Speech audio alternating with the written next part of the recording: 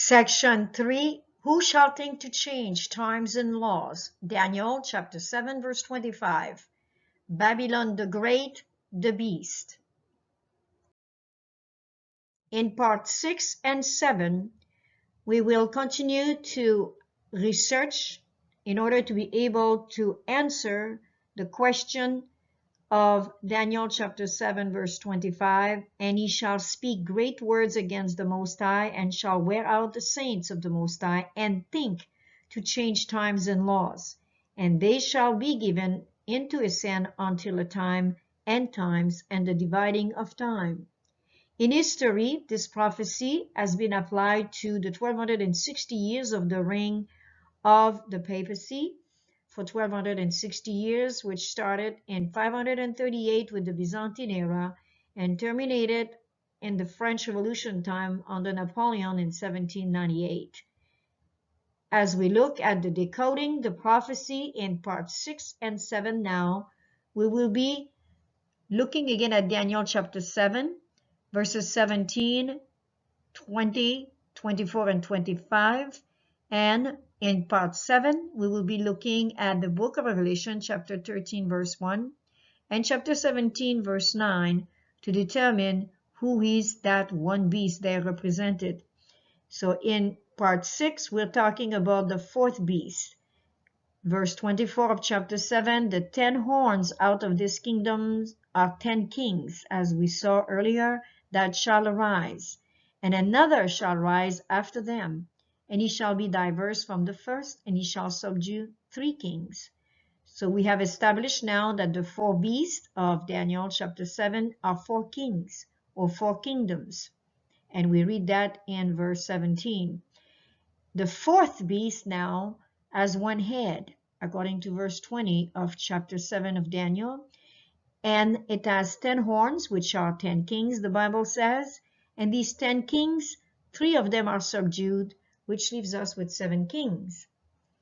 Now, in the 7th part of the book, now we're looking at Revelation chapter 13, verse 1, and chapter 17, verse 9, and we read, "And I stood upon the sand of the sea, and saw a beast rise up out of the sea, having 7 heads and 10 horns, and upon his horns 10 crowns, and upon his head the name of blasphemy." So here we have 7 heads, 10 horns, 10 crowns. So these are a lot of addition to our research here that we have seen in Daniel 7. And we know that a beast is a king, so one beast is one king or one kingdom. The 7 heads, we have a clue in chapter 17 of Revelation, verse 9. "And here is the mind which hath wisdom. The 7 heads are 7 mountains on which the woman sitteth." And that woman, we know from reading chapter 17 of Revelation, is a whore. In the Bible, when you have a pure woman, it's a pure church. But when you have a whore or a prostitute, it's an impure church with impure doctrine. So the 7 heads, it's very simple. Now we have the definition of 7 mountains. The 10 horns, as we saw in Daniel, are 10 kings. This does not change in the book of Revelation, which we know Daniel and Revelation are one. And of course, the 10 crowns now are 10 kingdoms. So we're adding to the mystery and the 10 kings, but we're opening up more and more truth here. And we read in chapter 13 of Revelation, verse 2, "The beast which I saw was like unto a leopard, and his feet were as the feet of a bear." And we saw that earlier in the book of Daniel. "And his mouth as the mouth of the lion." We saw the lion, the bear, and the leopard, and that dreadful and terrible beast. "And the dragon gave him his power and his seat and great authority." So we can definitely connect the book of Revelation, chapter 13 specifically here, with the book of Daniel. And again, it starts giving us answer as to who shall think to change times and laws. We have seen it in the past for 1260 years, but we believe there is a primary application, which would be a an application for today. And this is what we are going towards in order to decode this important prophecy.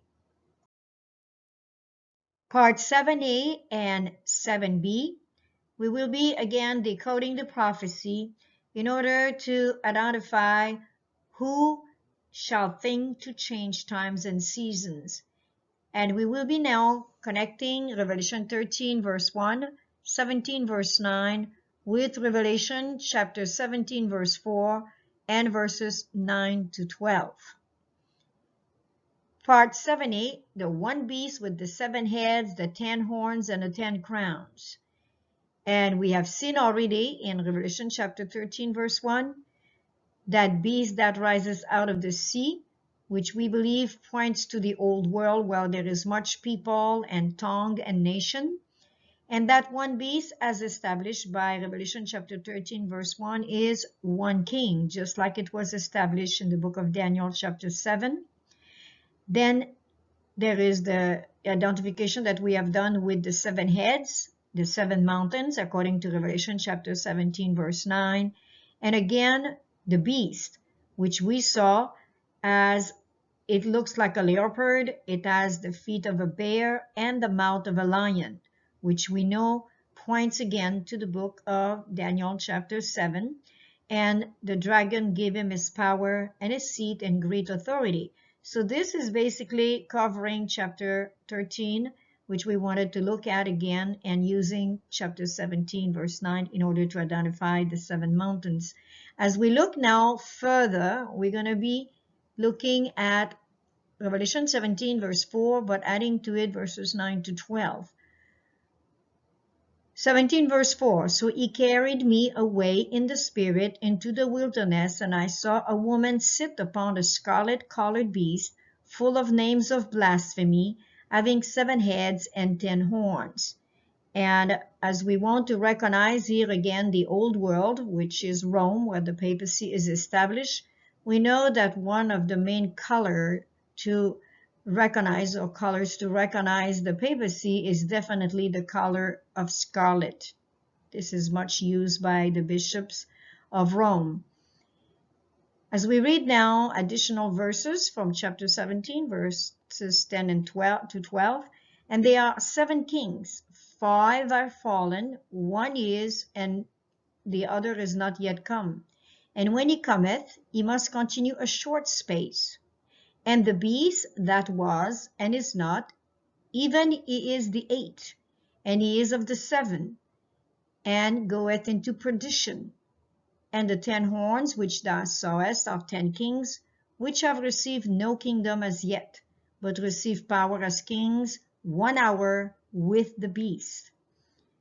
And we know that this is involving going into perdition, so it's the end of that particular beast here that we're studying with the 7 heads. So again, a beast, as we have discovered in the book of Daniel, chapter 7, is a king, and a king without a kingdom would not be a king.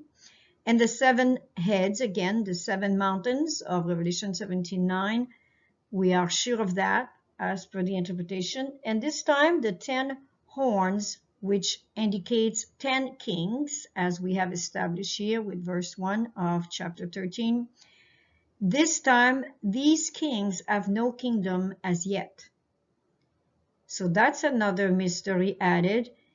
And of course, we're happy to consider again that one beast, which is one king, as revealed in both chapter 13 and now chapter 17, we know for sure that it points to that beast from Revelation 13 verse 2, which is a combination or a connection of the book of Daniel, again chapter 7, with the beast, the one that is like the leopard, and it has the feet of a bear and the mouth of the lion. So again, we see a direct connection between the book of Revelation and pointing in chapter 13 of Revelation to Daniel 7. So the puzzle is adding a little bit of details each time. The particular one here in this case would be the 10 horns, the 10 kings, which have received no kingdom yet. This is why we believe it's a future application, or present day application, which is a primary application, which points to the fulfillment of the prophecy, which points also to the second coming of Jesus Christ. Very encouraging. And we pointed that the old world, which is determined as being in Europe with Rome, the new world where that beast comes from at this time would be the USA or America. This is where we're going with this prophecy here, which we really believe we can demonstrate it. Decoding the prophecy. Continuing with decoding the prophecy in parts 7a and 7b. We will not reread some verses that we have already seen. We just want to combine a few elements right now that we have not mentioned per se. In Revelation chapter 13 verse 1, we are told that that beast that rises out of the sea, and it has 7 heads and 10 horns, and upon its horn 10 crowns, upon its heads the name of blasphemy. And blasphemy can only be charged into a government or a power that is religious. And we know that in this case, the papacy was and is a church and state government. So therefore, this would apply definitely with the prophecy as we're studying it right now. We have established that the beast, the one beast, is one king, and the 7 heads are the 7 mountains of Revelation chapter 17 verse 9. So this has been established. But when we look at the prophecy now too of the chapter 13 verse 2, again reminding us about the composite of the beast, the 4 beasts of Daniel 7, we can see that that beast again is a king. And again, showing you here chapter 17 verse 4 about the blasphemy, again repeated in chapter 13 verse 1. So there are a lot of elements right now that we can combine together. For example, again here the 7 heads of chapter 17 verse 9, which are found in Revelation chapter 13 verse 1. And the same with this very important verse here. And I saw one of his head as it was wounded to death, and his deadly wound was healed, and all the world wondered after the beast. Again, the heads combining with chapter 17 verse 9 from here chapter 13 verse 3 of Revelation. And we know this particular prophecy has come to pass after the 538 AD to 1798, which represent 1260 years. We know that the papacy had been wounded, the head of the papacy, one of the head out of the 7, and now historically we can demonstrate that in 1929 it was actually promoted to many newspapers around the world that now Rome had been restored, the wound was healed, and Mussolini in Italy, which was the chief of the government at the time, did restore the Roman Catholic Church as a state and church government, and they appropriated them some money and some real estate to attempt to restore to its old glory. One more point we would like to make before we leave is the fact that what we saw, that the beast that you saw was and is not, and it shall ascend out of the bottomless pit and go into perdition. Again, another combination of what we see here in chapter 17 verses 10 and 11. This time is in verse 8. And again, that beast will go into perdition. So it's kind of an encouragement for us to keep the hope that this beast eventually will be destroyed. And they that dwell on the earth shall wonder, whose names were not written in the book of life from the foundation of the world, when they behold the beast that was and is not and yet is. So these are elements that cannot be explained at this time, but we need to keep them in mind because they are in the Bible. So definitely there is some connection between them, which will be revealed, we believe, very soon. So let's keep the faith and looking at these elements we're presenting. Again, we believe that that woman that we see, or that beast that we see here with the head that has been wounded, again is the same beast that is represented in Revelation chapter 13 verse 2, which is a composite of the 4 beasts of Daniel chapter 7. Continuing with part 7c and part 7d in decoding the prophecy. As we have seen in Revelation chapter 17, verses 10 and 11, there is mention of 7 kings, 5 are fallen, 1 is, and the other is not yet come. And we know also that the beast that was and is not, even he is the 8, and he is of the 7, and goeth into perdition. So as we mentioned, this is definitely having to do with the termination of that beast, the end of that beast. So we want to look into it from a present day application.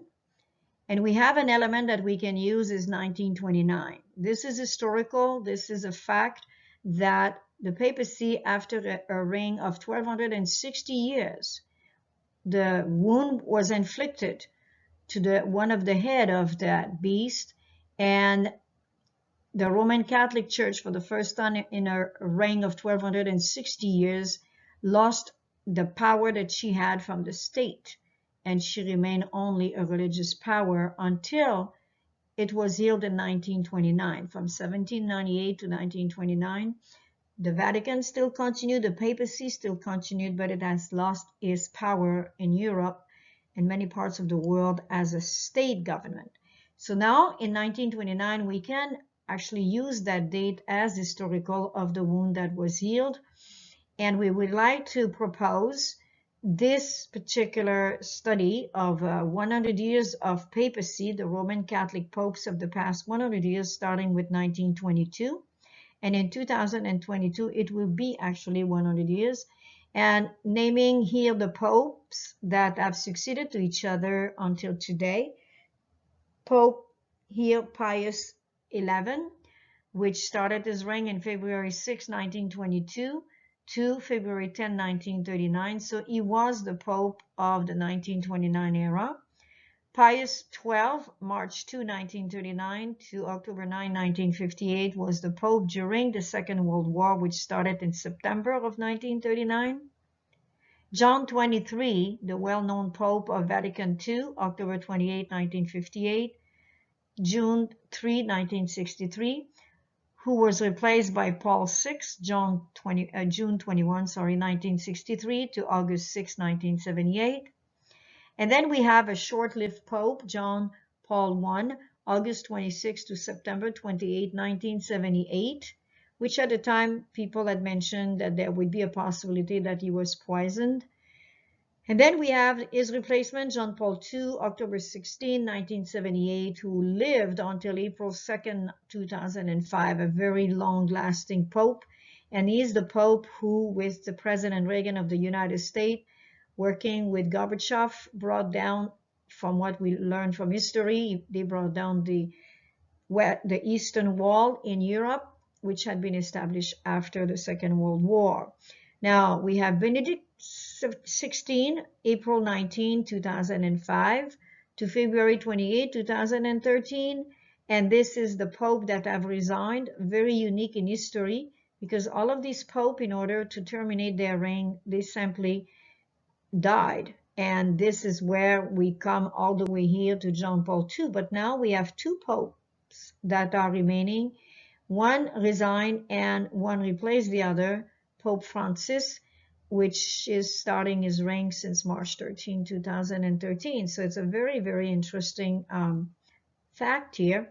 And what we would like to show you is that those 7 kings, 5 are fallen, 1 is, the other is not yet come. And when he cometh, he must continue a short space. And the beast that was and is not even of the 8, and he is of the 7, and he goes into perdition. So if you calculate here from Pius XI to Pope Francis, you obtain 8 popes. So if you want to calculate them, 1, 2, 3, 4, 5, 6, 7, 8. However, because John Paul I lasted such a short time, not even like a month, basically he never had the time to establish any papacy, then if we calculate without John Paul I, then we obtain 7 popes. So what is interesting is because whether we have an 8 pope here or a 7 popes, we're very close to what could seem to be an application of Revelation 17 verses 10 and 11. Though we do not want to speculate, time will tell, but if this is an application, we are maybe waiting for another pope or another person to take the place of the Pope Francis. And again, having Benedict XVI resigning, which is a very unique case in the history of papacy, then we have to wait and see if that is definitely an application of Revelation 17 verses 10 and 11. And because of the actual date that we have in history of 1929.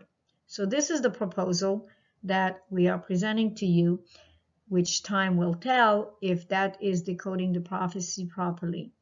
Now in part 7D, these verses we have read already, but what we would like to bring your attention to is the kings of the earth who have committed fornication and lived deliciously with her, which is the papacy, shall bewail her and lament for her when they shall see the smoke of her burning. And at this time, we would like to add too that with the papacy, we can also include, especially more and more today, we can include definitely apostate Protestantism and spiritualism.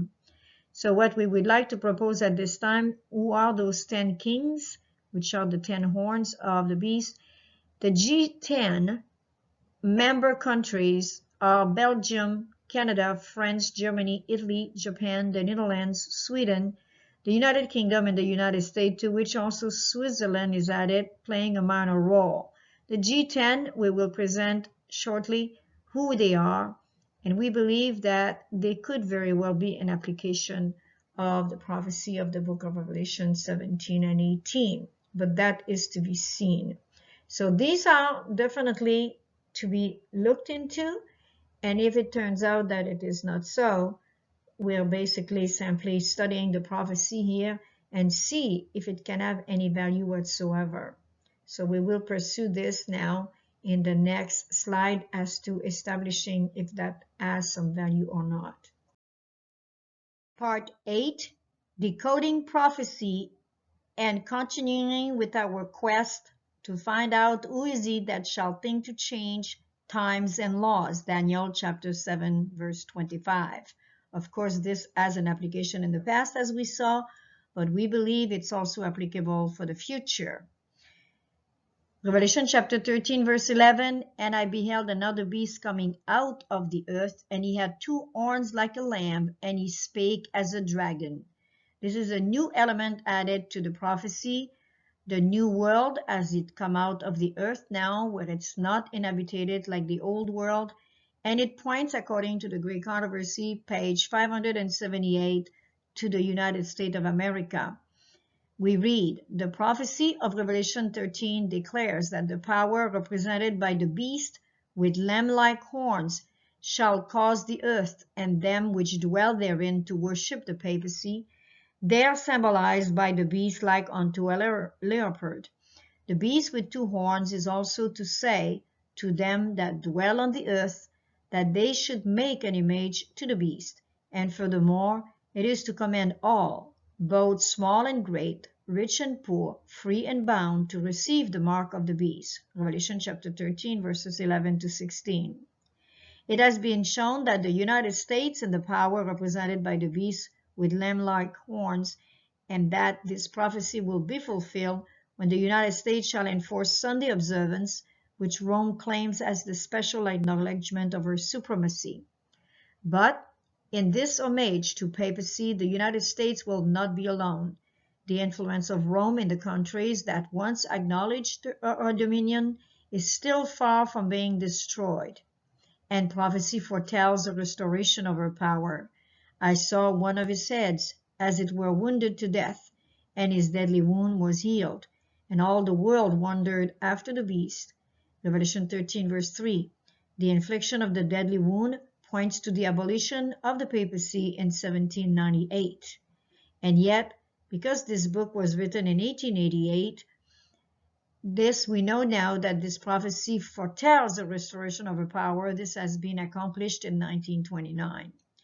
After this, says the prophet, his deadly wound was healed, and all the world wondered after the beast. And Paul states plainly that the man of sin will continue until the second advent. 2 Thessalonians chapter 2, verse 8. To the very close of time, he will carry forward his work of deception. And the Revelator declares, also referring to the papacy, which it has been given its power by the dragon, Revelation 13 verse 8, all that dwell upon the earth shall worship him whose names are not written in the book of life. In both the Old and the New World, papacy will receive homage in the honor paid to the Sunday institution that rests solely upon the authority of the Romish Church. Part 9. Decoding Prophecy. The connection between the 7 crowns and the 10 crowns. 7 crowns, 7 kings, 7 kingdoms. A present-day application or primary application. The G7, for which we give you the link for your perusal, or Group of 7, is an international group comprising the governments of the world's largest economies, namely Germany, France, Italy, Japan, the United Kingdom, the United States, and Canada. It was founded as the G6 in 1975 and became the G7 with the addition of Canada in 1976. The group is an informal bloc. It has no treaty or constitution and no permanent offices, staff, or secretariat.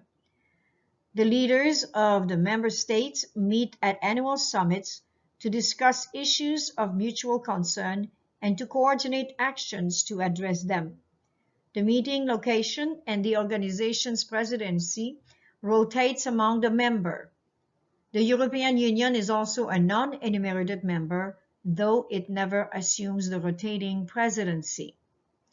What we are proposing, in fact, is that the G7 could be the 7 crowns, 7 kings, or 7 kingdoms for a present-day application. The future will tell. The 10 crowns, the 10 kings, the 10 kingdoms, a present-day application or primary application. The Group of 10, for which we give you the link for your perusal, or G10, is one of 5 groups of groups, not to be confused with the groups of 7, 8, 20, or 24. Each of these consists of a group with similar economic interest. The G10 consists of 11 industrialized nations that meet on an annual basis or more frequently as necessary to consult each other, debate, and cooperate on international financial matters. It was formed in 1962, the same year Vatican II started. The member countries are, and notice the similarity with the G7, Belgium, Canada, France, Germany, Italy, Japan, the Netherlands, Sweden, Switzerland, the United Kingdom, and the United States, with Switzerland playing a minor role. Have you noticed that the Group of 7 are actually included in the Group 10? So this is the same people ruling over. The only additional one that you can see there actually is Netherlands, Sweden, and Switzerland. The Group of 10, or G10, is a group of 11 industrialized nations that have similar economic interests. The G10 was formed when the wealthiest members of the International Monetary Fund, IMF, agreed to be part of the General Agreements to Borrow, or GAB, so as to provide more funding for the IMF's usage.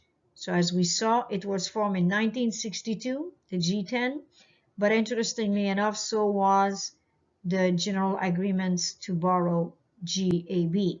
So these are again all of the same people, the same group that rules the world basically, and their power is on international financial matters. Very interesting. We could say more about this, but we will be content to propose that the Group of 10, with all their powerful and already set up institution, you could say, because they do have power, could definitely point to the 10 crowns, the 10 kings, the 10 kingdoms. Time will tell.